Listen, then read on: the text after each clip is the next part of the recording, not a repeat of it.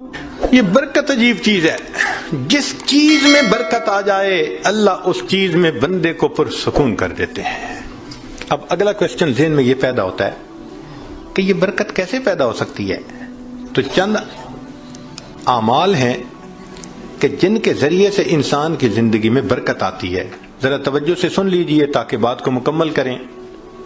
ان میں سب سے پہلے ہے تقوی بھری زندگی گزارنا، گناہوں سے بچنا، نیکوکاری کی زندگی گزارنا، معصیت سے خالی زندگی گزارنا، اس کو تقوی کہتے ہیں.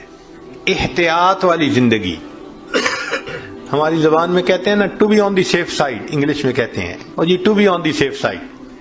تو شریعت کے دائرے میں to be on the safe side رہ کر زندگی گزارنا، اس کو تقوی کہتے ہیں. اللہ تعالیٰ فرماتے ہیں وَلَوْ أَنَّ أَهْلَ الْقُرَىٰ آمَنُوا وَاتَّقَوْا لَفَتَحْنَا عَلَيْهِمْ بَرَكَاتٍ مِّنَ السَّمَاءِ وَالْأَرْضِ. اگر یہ بستی دیسوں والے ایمان لاتے، تقوی اختیار کرتے، ہم آسمان سے برکتوں کے دروازوں کو کھول دیتے. تو اس سے برکت آتی ہے. تو سب سے پہلا کام گناہوں سے بچنا، نیکی کی زندگی اختیار کرنا، اس سے انسان کی زندگی میں برکتیں آ جاتی ہیں. دوسری چیز اللہ کا ذکر کثرت کے ساتھ کرنا. اللہ کا ذکر کثرت کے ساتھ کرنا. کیوں؟ اللہ کی ذات بھی برکت والی اور اللہ کا نام بھی برکت والا. دلیل قرآن عظیم الشان میں سے اللہ تعالیٰ فرماتے ہیں تبارک الذی بیدہ الملک، برکت والی ہے وہ ذات جس کے ہاتھ میں ہے ملک. تو ذات بھی برکت والی ہوئی. اور پھر فرمایا تبارک اسم ربک، برکت والا نام ہے تیرے رب کا. تو ذات بھی برکت والی اور اس کا نام بھی برکت والا. اس لیے ہمیں چاہیے کہ ایک تو اللہ کا ذکر کثرت سے کریں تاکہ زندگی میں برکت آئے، اور دوسرا یہ کہ ہر اچھے کام کی ابتدا بسم اللہ سے کریں. بعض مفسرین نے لکھا ہے کہ اسم جو لفظ ہے نا، اس کے کئی معنی ہیں عربوں میں. ایک اس کا معنی ہے نام، تو بسم اللہ کا معنی بنے گا اللہ کے نام کے ساتھ. اب یہ ترجمہ اکثر ہم پڑھتے بھی ہیں اور جانتے بھی ہیں. لیکن اسم کا ایک اور بھی معنی ہے عربوں میں، وہ ہے برکت. تو اگر وہ معنی لیں تو بسم اللہ کا ترجمہ بنے گا اللہ کی برکت کے ساتھ. اور اب مجھے یاد آتا ہے کہ ہماری نانی دادی جو بوڑھی عورتیں تھیں نا، وہ اٹھتے بیٹھتے اللہ دی برکت نال، اللہ دی برکت نال، یعنی کسی نے ان کو بسم اللہ کا ترجمہ سکھایا تھا. تو اٹھتے بیٹھتے اللہ کی برکت کے نال، ساتھ یہ کہتے اللہ کی برکت. تو بسم اللہ کو کثرت سے پڑھنا. گاڑی کا دروازہ کھولیں تو بسم اللہ پڑھ کے، چابی لگائیں تو بسم اللہ پڑھ کے، سٹارٹ کریں بسم اللہ پڑھ کے. کوئی بھی اچھا کام بسم اللہ پڑھتے رہیں. جس کام پر بسم اللہ پڑھیں گے اللہ اس کام میں برکتیں داخل کر دیں گے. ایک حدیث پاک میں ہے کہ میرا نام برکت والا ہے اور جس کام میں میرے نام کو پڑھا جائے گا میں اس کام میں برکتوں کو شامل فرما دوں گا. تو بسم اللہ ہم اپنی زندگیوں میں نہیں پڑھتے زیادہ. آپ غور کریں، ہماری کوتاہی ہے کہ ہم اس کی برکت سے فائدہ نہیں. ہمیں نہ تعویذوں والوں کے پیچھے بھاگنا پڑے گا، نہ عملیات والوں کے پیچھے بھاگنا پڑے گا، نہ کسی اور کے پیچھے جانا پڑے گا. ایک بسم اللہ کی اپنی زندگی میں کثرت شروع کر دیں، اللہ تعالی ہر چیز میں برکتیں عطا فرما دیں گے. آپ اس کو تجربہ کر کے دیکھیے. سبحان اللہ، کیا برکتوں کا سمندر ہمارے پاس ہے اور ہم ادھر ادھر بھاگے پھر رہے ہوتے ہیں. یہ تو ایسا ہی ہوا کہ انسان دریا کے کنارے ہو اور پیاسا مر رہا ہو. تو ایک تقوی سے برکت آتی ہے اور دوسری اللہ کے ذکر سے، اللہ کے نام سے. بسم اللہ کو مختلف اوقات میں کاموں سے پہلے پڑھنے سے انسان کے عملوں میں، کاموں میں برکت آ جاتی ہے.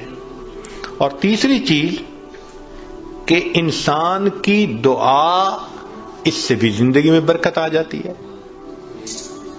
دعا سے برکت، جی خود دعا کریں، ماں باپ سے دعا کروائیں، پیر استاد سے دعا کروائیں، دعائیں لیں، دیکھیں برکتیں کیسے آتی ہیں۔ ایک ہوتا ہے دعا کروانا اور ایک ہوتا ہے دعا لینا، ان میں فرق ہے۔ آج ہم سب لوگ دعائیں کرواتے پھرتے ہیں، اور دعائیں لینا یہ ہوتا ہے کہ انسان اتنا اچھا بنے، نیک بنے کہ اس کا چہرہ دیکھ کے ماں باپ کے دل سے دعا نکلے، پیر استاد کے دل سے دعا نکلے، دوست کے دل سے دعا نکلے، یہ ہوتا ہے دعائیں لینا۔ بیوی بچوں کے دل سے دعا نکلے۔ کیا ہم ایسے ہیں کہ ہمیں دیکھ کے کسی کے دل سے دعا نکلے؟